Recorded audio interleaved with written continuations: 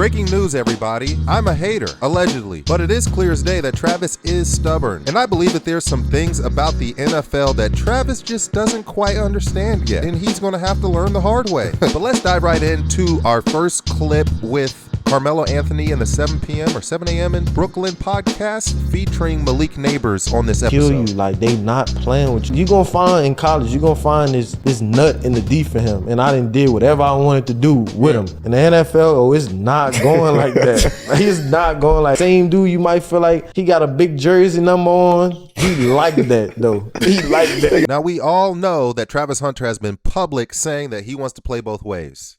I'm gonna play both.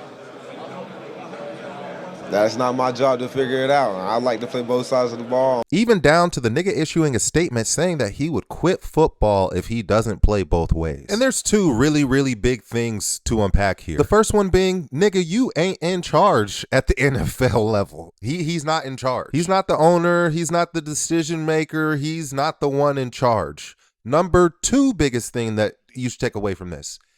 He is an investment on the professional level. First round draft pick, you are an investment for the future of the team. And I have a clip where Cam Newton explains perfectly, I believe, or pretty decently of what a franchise is essentially going to be trying to get out of a player during his time in the NFL. 57 plays on offense, 72 snaps on defense, 129 plays. Of 131 plays this guy's been out there. He ain't gonna be able to practice. That sound like injury to me. That sound like.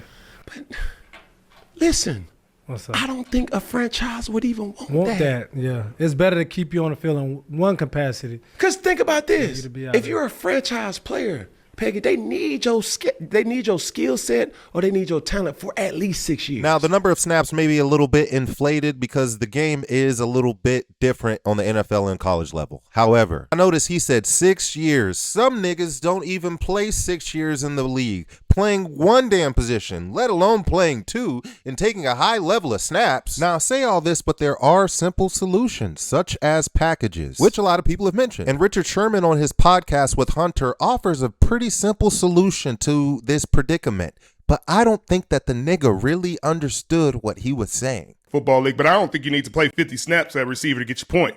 You know what I mean? Gotcha. You could play 20, 25 snaps and get the ball 8-9 times and then go play corner because the league is fickle and funny. Like they see you doing that, they gonna send a number 4 receiver and then just run your own go routes until your hamstring and then put Justin Jefferson in front of you and then tell you, hey, cover him now. He just came from a water break, and you breathing. So let's see how fun you want to have. But people don't understand that though. I don't get tired for real. Don't talk to me. Don't crazy to me. They don't understand that though. I don't get tired for real. Like I don't know. The nigga sure looked tired against Alika Yomenor against Stanford that game, getting cooked the whole time. And I got more comments saying that I was hating because I bought this up. And a lot of people wanted to discredit this because he was hurt the previous 4 games due to a dirty hit. And my rebuttal to these comments is good, with the caveat of no, I don't wish injury on anybody. But unfortunate shit does happen, just like it happened in that game against Colorado State to Travis, which ended up with him injured. And what do you think happens when you mix a bunch of freak athletes with one of the most physical games in the world? Freak shit happens.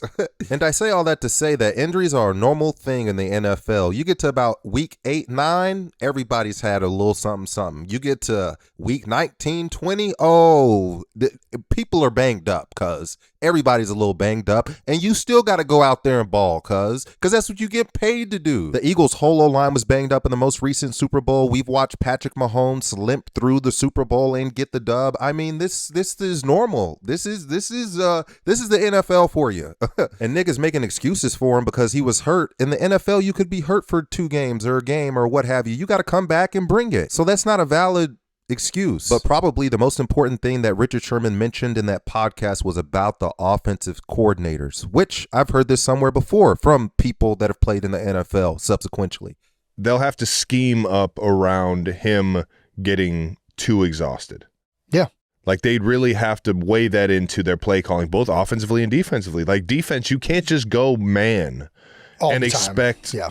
Travis to just run all around the field with Yeah. a guy like Tyreek Hill. Yeah, after he just scored a 98-yard touchdown. Yeah, as an offensive coordinator, I'm sending him on a go every play, and eventually, like if you're playing offense and defense, like Yeah, we're tiring the Travis wheels. out. Yeah, the wheels are going to get at least a little worn out. Yeah, that's a great Especially point. I over even the- thought about that, scheming the other team. Yeah, And don't you find that interesting? That's two professionals saying that they're going to try to expose him. There's going to be a big target on his back while he's playing if he wants to play that number of snaps. That's just the reality of it. And I don't know if he's seen how shrewd some of these offensive coordinators in the NFL can be with their play calling. See, I think that this can be done, but it can't be done at the level that he did it in college. If he wants to have a sustainable NFL career and not be blown out, there's guys that have no contact injuries. So staying healthy, regardless of if he goes out and parties or whatever, is a big issue. Freak accidents, just like the Henry Blackburn hit, does happen all the time. Now, somebody's going to hate me for this and say that this is a bad comparison, but who cares? Let's bring Ryan Krauser into the situation. If you don't know who Ryan Krauser is,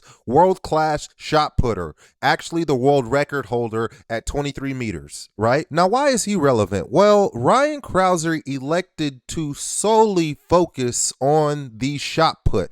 Coming out of high school, he was elite at shot put and discus. Now, Krauser, the definition of genetic freak, about 6'6", tree hundo something? 6 months, a year of training, maybe not even that long. Krauser is a 65-meter guy. Easily a 65-meter guy. But shit, on the world class level, up there, 65 meters might not make the daggum finals. And then you have to ask, what does that take away from him being able to be effective throwing the shot put as well? Which is why ultimately on the professional level, at the top of the tippity top of the world, people choose to be surgeons and tacticians rather than being generalists. And truth be told, I think that if he had done this at a high level, at a bigger school, I won't even say an SEC school, I will say specifically a school that had a tougher schedule, I would be a little bit more, I would say, optimistic in believing that this is